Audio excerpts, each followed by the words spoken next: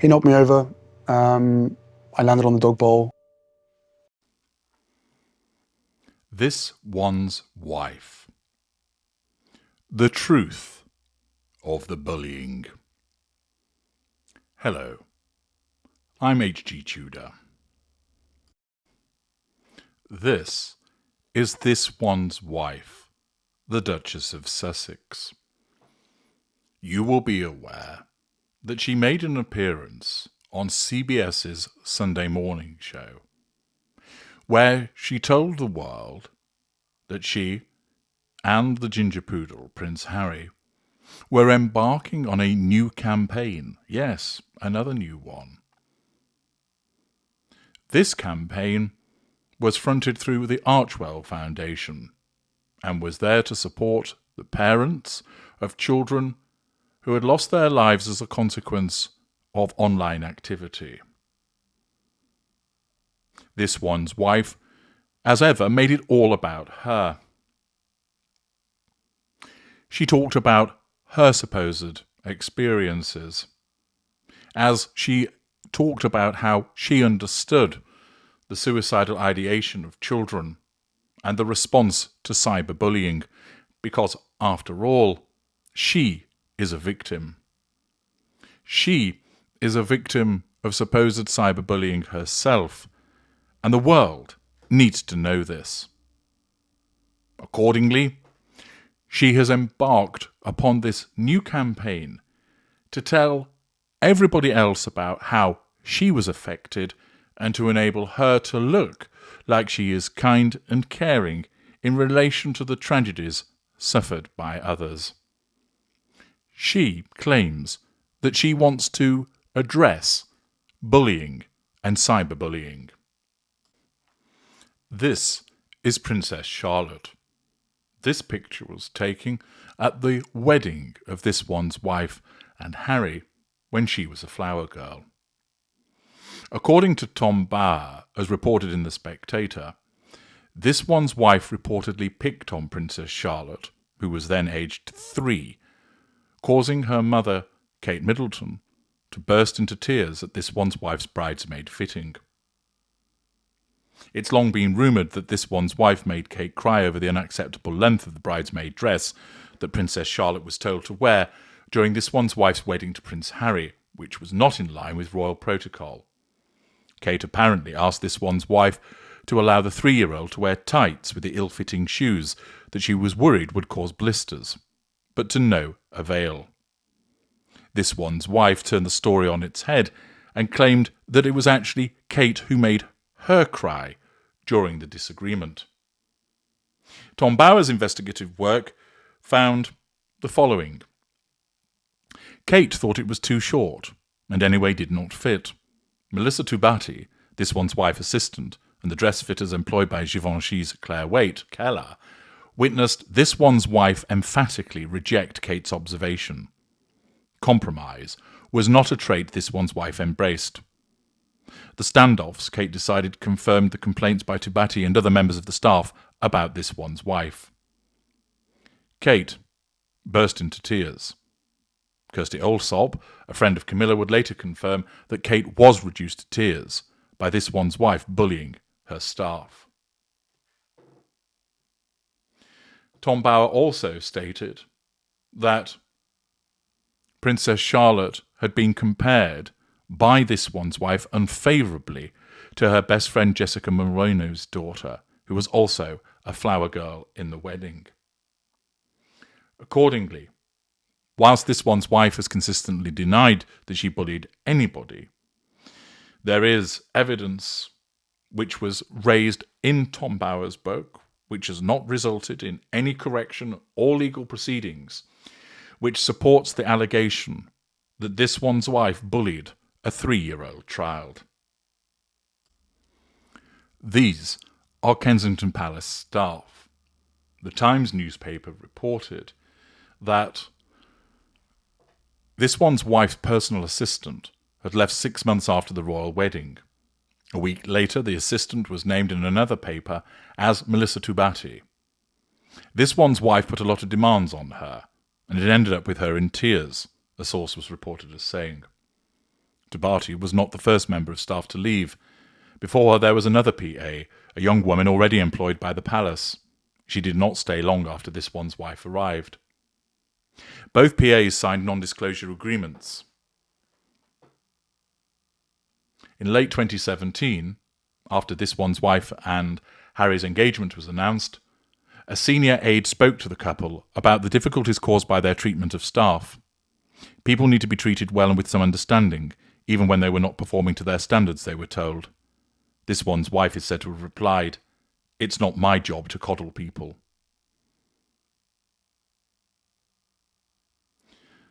Insiders argued that it was more than just about American straight talking. The Duchess could be sharp with those she felt that were letting her down. One former staff member said, "I had unpleasant experiences with her. I would definitely say humiliated." After Jason Knorf, the couple's communications secretary, made his bullying complaint, another member of staff was worried about spending time with this one's wife the next day because she feared that this one's wife was about to find out. "This is why I feel sick," they said. Another time there was a row about whether this one's wife had been told that the media would be present at an event. When she rang the aide, they rang back, but she did not pick up. "I feel terrified," the source said. "I can't stop shaking." Another source said, "There were a lot of broken people. Young women were broken by their behaviour." The source described one member of staff as completely destroyed. Even before the wedding, staff were feeling the strain. One told a colleague that Harry and this one's wife were outrageous bullies and said they were considering resigning. The colleague replied, "That's so dreadful, and they are bullies."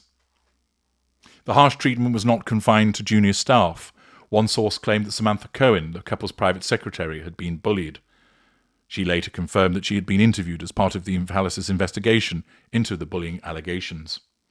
Another said, "They treated her terribly. Nothing was ever good enough. It was, 'She doesn't understand, she's failing.' In fact, the source said Cohen was a saint and the best organiser of royal tours. They had known."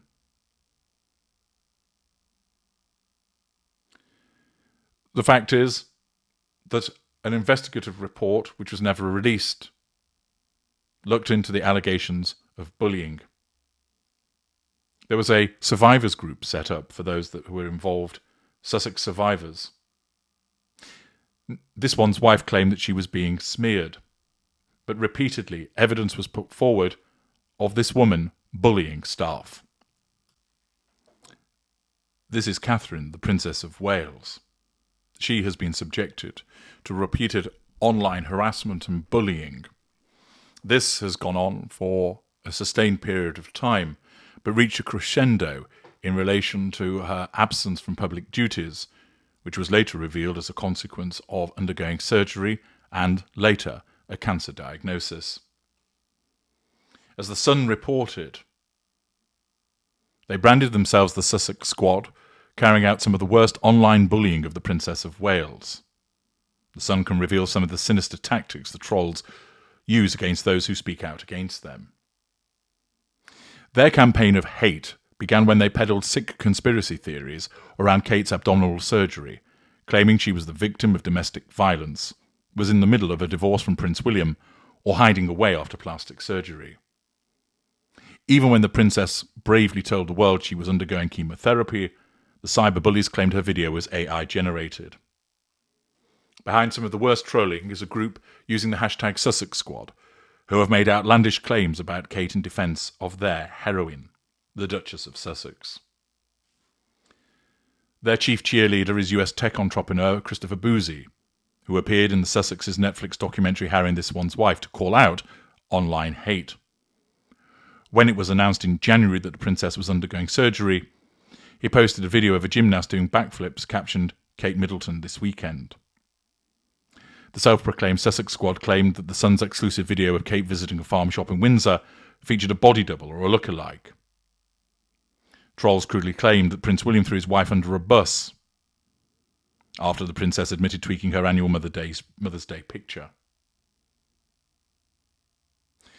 The Sun then speaks to 3 individuals who were involved in the Sussex Squad, talking about what they would do and providing further evidence of the hateful comments that were directed towards Catherine. Throughout all of this one's wife said nothing. There was complete silence. She did not condemn the behaviour. She did not state that such behaviour towards her sister-in-law was contrary to the beliefs that she had. There was nothing save silence. In effect, as stated in Man for All Seasons, silence gives consent, and the silence from Monty Shitshow endorsed the bullying of Catherine, Princess of Wales. This is the Sussex Squad, the attack dogs of the Sussexes, a group of individuals who exhibit a zealous support of this one's wife, and to some extent Harry, and engage in repeated smearing and attacks against other members of the royal family, espousing hatred, a lack of tolerance, prejudice and vitriol. Not only do they smear members of the royal family, but they issue threats and engage in harassment to those that disagree with them.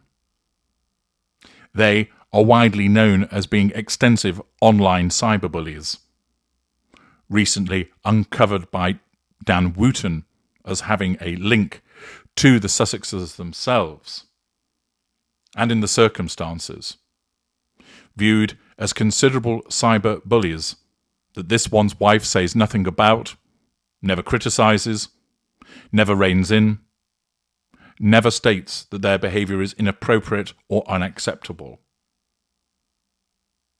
She remains silent in relation to them, providing a silent endorsement of their behaviours, as it of course suits her means and ends.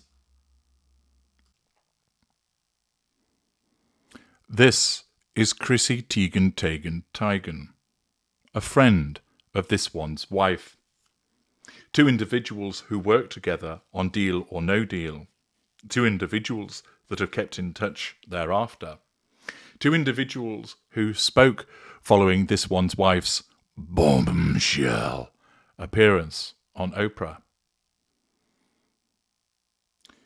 Two individuals whereby this one's wife utilised Teigen as part of her jam scam, sending her a jar of strawberry jam, which Teigen was all too happy to advertise on her Instagram account, showing the close connection between the two individuals, willingly shilling the jam and talking about how it had been used in the making of some food. Chrissy Teigen in 2013 issued a tweet calling Farrah Abrams a whore. She also labelled actress Quevene Wallace cocky. The actress was just 13 at the time. A tweet from Teigen poked fun at Lindsay Lohan's previous self-harm struggle. She wrote, "Lindsay adds a few more slits to her wrists when she sees Emma Stone." Teigen publicly and privately threatened Courtney Stodden by encouraging them to take a dirt nap and go to sleep forever. In a direct message, she told Stodden that she couldn't wait for them to die. Teigen deleted over 60,000 tweets and blocked over 1 million people after she had been named on the flight logs of billionaire paedophile Jeffrey Epstein. Teigen had issued some rather disturbing tweets in relation to children. She had written, "Seeing little girls do the splits half naked is just, I want to put myself in jail, #toddlers and tiaras. I'm going to jail over pizza. It always weirds me out how strong little toddlers' tummies can look, and I am aware of how absolutely disturbing that sounds. A belly and a shirt with a small sexy toddler on it saying, number one, duh, what does a guy wear to a toddlers and tiaras party? I want pizza. I woke up this morning with pizza on my chest and ranch dressing all over me, so if you think I'm too good for this, you are sadly mistaken." This is a woman that this one's wife is friends with. This is a woman who regularly engaged in cyberbullying of vulnerable individuals. This is a woman who has issued repeated disturbing online tweets in relation to children. And yet, this one's wife deems that not only is she suitable to fraternize with, but she is suitable for the purposes of involving her in her jam promotion. This is the conduct of someone who holds themselves out as a protector of children online. A supposed champion to combat cyberbullying, who not only is a bully herself, but fraternizes with a prominent cyberbully.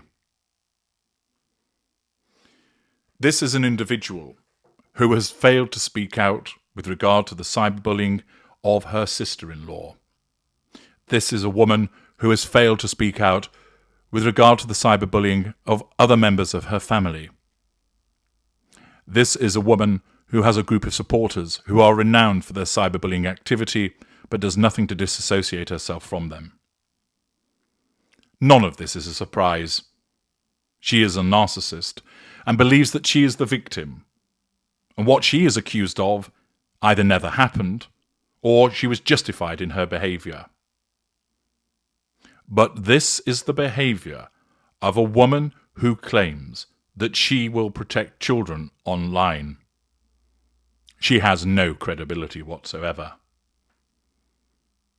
Like everything she does, this latest campaign is solely self-serving, driven by her narcissism to pursue the prime aims.